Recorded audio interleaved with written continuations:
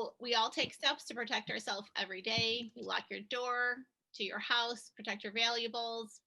But do you know how to protect your systems from cyber theft? Even your copier can be hacked. People have smart teddy bears. Let's meet our special guest, Karen Williams, Manager, Cyber Engineering Section, JRC Integrated Systems. She's also a part-time instructor at UAH College of Continuing Education and founder of Brews, Melding of Cyber Professionals. Karen is a has 15 years of experience providing cybersecurity for the DoD. Tonight, she's going to be inspiring us with some tangible steps we can use to protect our businesses from cyber scams. And I just want to say I met Karen several years ago. I can't even remember now, but I'm going to say 7 or 8 years ago when I was at the Care Center, and she came to help us learn a little bit about what we could do with our nonprofit to protect it. Because one of the things that nonprofits need the most is that transparency of what is happening with donor dollars. And so it was so important for us to understand if we were making good decisions on our technology. And so that was a blessing to meet her way back then. And here she is today. So thank you, Karen, for being here. We're so grateful for you. Well, you're welcome. Thank you for having me. I used to live, I kind of grew up in Owens Crossroads, New Hope area. When Owens Crossroads, and I say that, it's the rural Owens Crossroads, like from where the farmers are from. And my grandfather bought land in the early 1900s.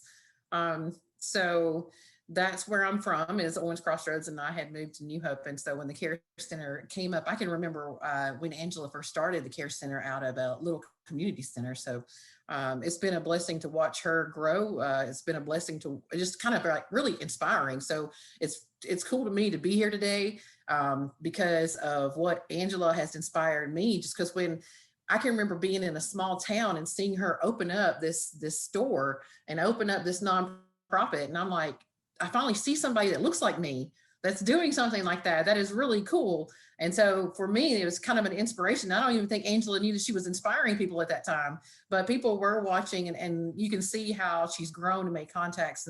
And so that's what I do today. I not only, with the work that I do with the Department of Defense, that's just part of it. But Jackie Blue is on the line, and Jackie and I work on a nonprofit called ISACA.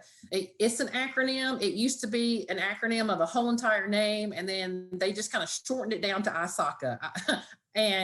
But we serve on the board, and part of what we do, there's a foundation that runs off of that board to support women in technology and doing what you do, what you're doing here in this forum. And we're here to support women in technology, to further them from a continuing education piece, but also from professional development. So I'm excited to be here. I'm excited to talk to you about cyber technology and what you can do. One of the things that's on everybody's mind right now is ransomware, because it was, the big pipeline hack, right? So I wanted to kind of talk about that and how it can happen to anybody, right? Ransomware attacks start from, inserting a thumb drive that you may think is harmless into your system. It can start from, clicking on a link in an email that you haven't checked to see if it is a valid sender. Is this person credible? Is this a real email to me, or does this have a suspicious link in it? Companies like within the DoD, contractors within the Department of Defense, the DoD, spend a lot of money training their employees not to click those links. And that's kind of what Jackie and I do in the cyber world, is making sure that we educate.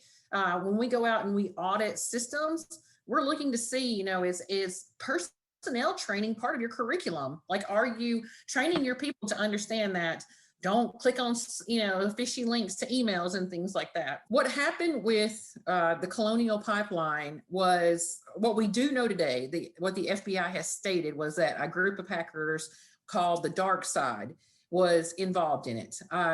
The Dark Side, they have confirmed, came out of the Eastern Europe, which probably means it's Russia. They have not officially said it was Russia, but we are constantly under attack, cyber attack from Russia and China. One of the things you may not know is that Russia actually, they start training people to hack when they're children. So because they are a communist country and the state pays for everything, and you work for the state, if you live in Russia, you belong to the state and you give back, they start training people at early ages within elementary school and high school and college. I mean, that is your full-time job, is to become a hacker and hack on the United States. And it's not just the Department of Defense, it's anything. This particular attack, what they told us was that this ransomware went in and they attacked the business side of the pipeline. They actually went and attacked the business side. So it seems like the motive may have been just for money, just so that they could lock it down and get money from a big corporation like that. But most certainly, I think that they were also seeing how far can they get. The United States is networked a lot, which can cause problems. Countries like North Korea, if you know enough about North Korea, you know that they don't put everything online, and they don't do it for a reason, because they don't want to make themselves vulnerable. But in the United States, we love things that are quick and easy, and we love getting things at the touch of our fingers, and we like to see the doorbell with the camera, and we like to look at it on our phone when we're at work. We love that instant gratification. Well, our enemies know that. Russia and China are our enemies. You know, they're not our adversaries, they're our enemies. They're constantly trying to hack to see if they can find proprietary information from the United States. And that's on the commercial end as well on the Department of Defense. So being cognizant of that and understanding that, it just kind of helps us a little bit more. But there are always going to be bad actors. So they, you know, they may not be on the level, or you may not get hacked on the level that the pipeline got hacked, but we've seen cities be shut down. We've seen cities get locked down under ransomware and be locked down for weeks. I'm going to ask you, well, what's your most important data? And where is your most important data stored? So your most important data, if you are an artist or a designer and you have things that you have trademarked, if you have data that you have trademarked, maybe that's your most important data. Maybe you have something that you want to hold that you don't want other people to be able to copy, like you have copyrights on. So you have to think about where that data is stored and how is it protected. If you are a designer and you have patterns, so like you've got your own patterns, you've got your own things that are under yours that are proprietary to you, and you're a fashion designer, you want to keep those patterns somewhere safe. You don't want them necessarily facing what we call public facing. So when I say public facing, there's systems connected to everything. There, your laptop that's connected to your Wi-Fi, right? That's connected to the internet. That's public facing. So you may want to think about, where do I store this proprietary, really important data? Are you someone that's collecting data? Are you a nonprofit and you've got donors and you're collecting donor information? How do you protect that? Do you have it stored on your laptop that connects to the internet that could be hacked, or is it on your phone? And if you were connected to a free Wi-Fi, that somebody could hack on a free Wi-Fi that wasn't secure, and they could get to your customer data through your phone. So it's all those types of things. And the way that cyber works, it's always about classifying the data. So we start with classifying that data. For the DoD, it's kind of easy for me because the DoD tells us, you know, either it's unclassified or it's classified. And if it's classified, you got to use this. If it's unclassified, you got to use this. And so people like Jackie and I, that's what we do, is we help people figure out, like in the Department of Defense, okay, if you're unclassed and classed, we know that. With the commercial world and commercial business owners, it's a little different, because their data may not seem so easy to identify and classify, but you can classify it as like proprietary, or do you carry any personal, it's called PII, but PII stands for personal identifiable information. And so things like that, like your donors' addresses, your donors' phone numbers, even your donors' email addresses with their names attached to that. Once you start collecting data and you get it all in one place, let's say you have a spreadsheet or a little access database or something that you're working from, you have to understand that the more that you what they call aggregate data, which is like, it may seem like just small at first, but once you start adding data together in a database or a spreadsheet, it can become more sensitive. So just a name and email address by itself in a collection of a spreadsheet may not be that bad, but when you start growing your spreadsheets and your databases, that's what makes it more sensitive. So the more sensitive your data, the more security that you have to put around it. You got to figure out like, okay, if my information is on my phone, I probably never want to go to a free Wi-Fi. Like I don't want to go to an unsecured free Wi-Fi because they don't use the same protections, and somebody could hack your phone on that open network. So it's open, it's visible, people can see what you're doing on there. And so it's easier for an attack. I'll talk a little bit more about other possible attack vectors that people can get into your system, into your phone or your laptop or your network. And that is if you don't keep your systems patched.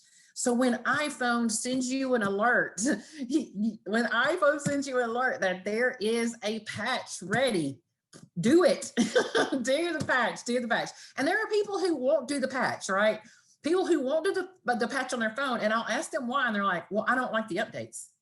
I don't like what the updates do. They change something. We're creatures of habits, and we don't like change. So they won't apply the patch from the vendor, and then they get hacked and they lose data.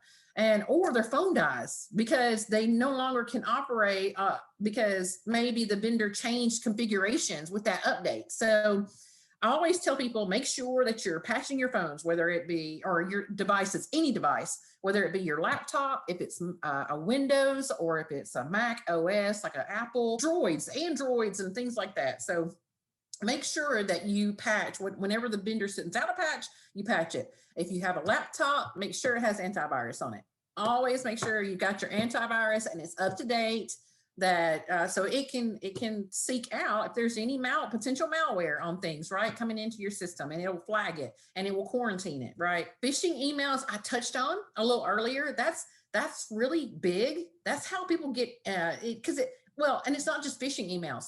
It's your social media messages. It's this friendly face. You think somebody copied mine, the cyber lady. Somebody copied my my account on Instagram as the cyber lady, and the only way I could tell the difference is because mine has 1 underscore, and whoever copied mine had 2 underscores.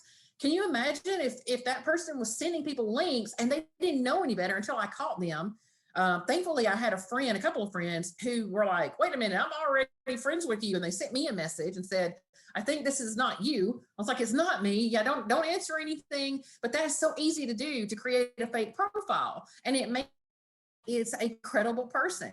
If anyone who didn't know any better and that person had sent them a message, a DM, and it had a link in it, you may have clicked it and thought it was just fine. And so those kind of things, you have to be wary of. Do you really know the sender of that message, and do you know the link? So Russians are really great at manipulating social media and creating what we call bots.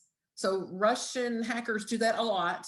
They create fake profiles and bots and these bots and fake profiles just run automatically, and they're constantly generating data and material on social media. So a lot of times we don't know what's real and what's not, and is it generated by a bot? That was some of the problems that Facebook and others had faced in trying to combat that, which was, we need to control who's putting out what on our social media, because there's fake profiles, spreading these bots that we're going to have to so Facebook had to create bots. Facebook had to create like fact bots to control the other bots that the adversaries were putting into the platform to try to confuse people. So that was happening, which was very kind of interesting how they combated that. But that happens. And then sometimes your credentials do get stolen. So that's why it's very important to protect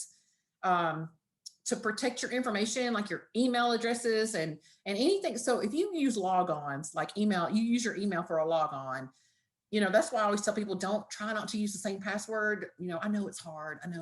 You find the one password you love and you put it in like all your accounts and you're like, I can remember this. And it's like the worst thing ever. If your credentials or your username is your email address, and you use the same username in your banking account that you do Gmail. Like, that's really bad, because what happens is they'll hack your Gmail first, because they can get it, they can probably get into that quicker. And if they can figure out your password, then they're going to capture that. If they get into your Gmail account, then they're going to look in your email account and they're going to see where you bank. And then that's the next one they're going to. And then they're going to see, where did they shop? And let me see if I can get into those. Oh, their Amazon account. It's the same address and same password. So now they've gotten into Amazon. So they'll steal credentials if they can. I like any site that gives me a multi-factor authentication option. And multi-factor in cyber, it means there's 3 ways to have multi-factor. Multi-factor means it's something that you are, which is you, something that you are. So it could be biometrics or whatever, something that you have. So something I have is my phone. So if they want to send a text to my phone, that's something I have, and I can respond with a number when they send me a number. That's multi-factor.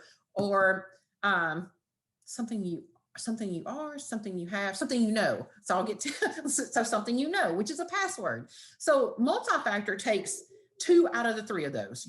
When you use multi-factor, when we talk about that, you're using 2 out of the 3.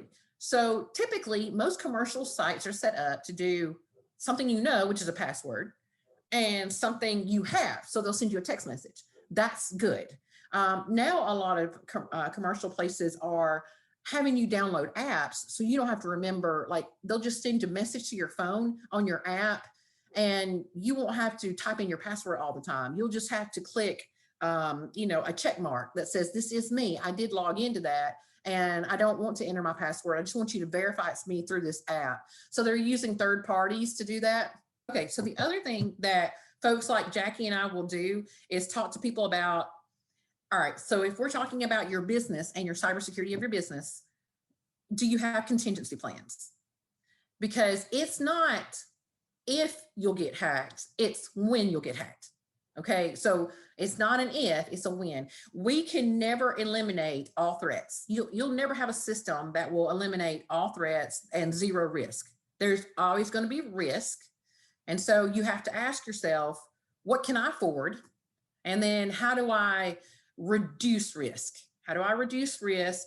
And if I were to get hacked and they took out my entire computer system, like my laptop, maybe you just have a laptop and it's got everything on that laptop and you don't have it backed up.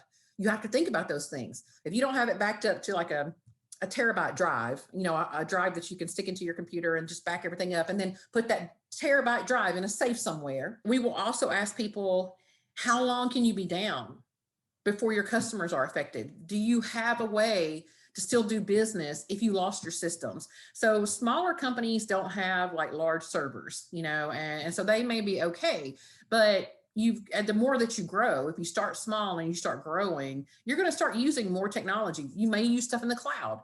So if you're using Amazon as a backup, or Amazon Web Services, or everything's in the cloud, you're using something that's in the cloud. Gmail is in the cloud.